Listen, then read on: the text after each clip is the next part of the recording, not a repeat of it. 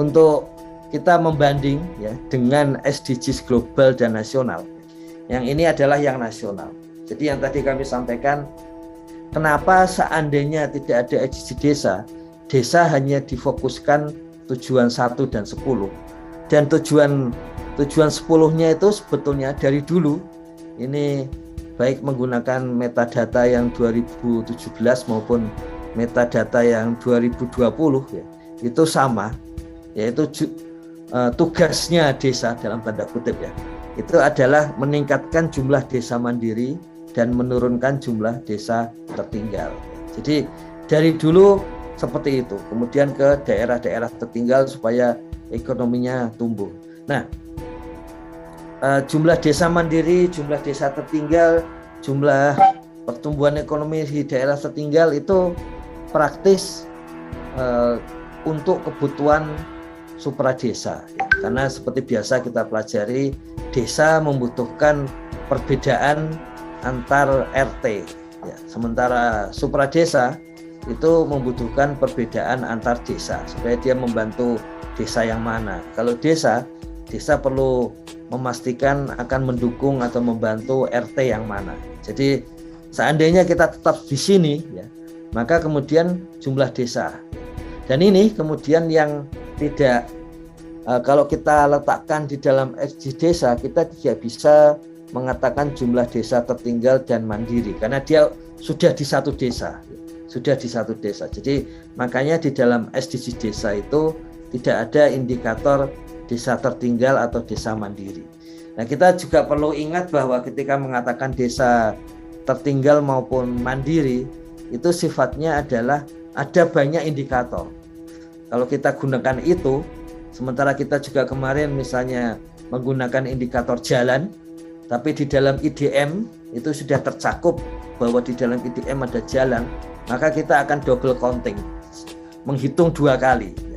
Ada indikator PAUD, di dalam IDM ada indikator PAUD, kita menghitung 2 kali. Ada indikator Polindes Poskesdes, di IDM juga ada Polindes Poskesdes, kita juga menghitung 2 kali. Makanya kemudian di dalam SDG desa itu meskipun dalam TPB tujuan pembangunan berkelanjutan atau SDG nasional itu ada jumlah desa mandiri dan tertinggal, tapi di dalam SDG desa tidak ada. Yang ada adalah komponen-komponennya, ya. Komponen jalan, komponen polindes, komponen bencana, ya, komponen pasar dan sebagainya. Jadi tidak masuk di dalam hal itu. Seperti itu. Sehingga kalau kita lihat di level nasional ini capaian SDG desa nomor 10 itu 34,81.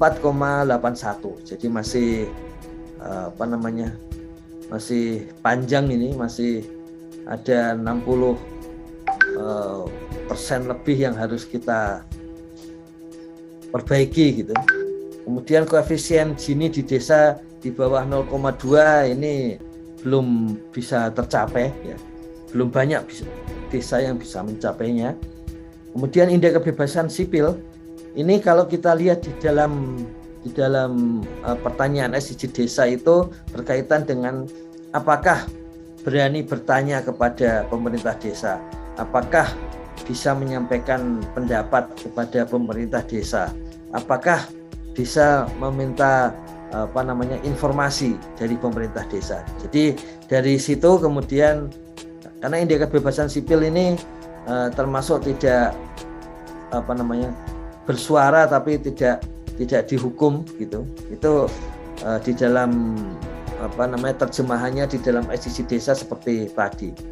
Kemudian banyak hal-hal yang relatif kembali sama. Misalnya kalau kita lihat di dalam metadatanya itu kemudian akan ditanyakan pertumbuhan ekonomi, kemudian penduduk miskin, kemudian penduduk yang hidup dari hidup di bawah 50% ini sama saja separuh miskin ya, separuh yang miskin dan sebagainya. Kemudian beberapa hal ini nanti akan ada juga di SDG desa nomor 16, persoalan desa aman berkeadilan. Jadi ini yang soal dilecehkan dan sebagainya. HAM, hak asasi manusia ada di sini. Nah, di dalam SDG desa tadi kemudian muncullah indeks kebebasan sipil. Kemudian ada hal yang sama, yaitu BPJS ketenagakerjaan. Nah, bedanya dengan SDG desa nomor 1, di sana BPJS ketenagakerjaannya khusus untuk orang miskin. Kalau di sini untuk seluruh warga yang bekerja. Dan yang terakhir adalah ada Perdes atau SKKDes tentang advokasi pekerja migran. Ada yang bertanya, kok tiba-tiba ada migran ya? Apa hubungannya dengan kesenjangan?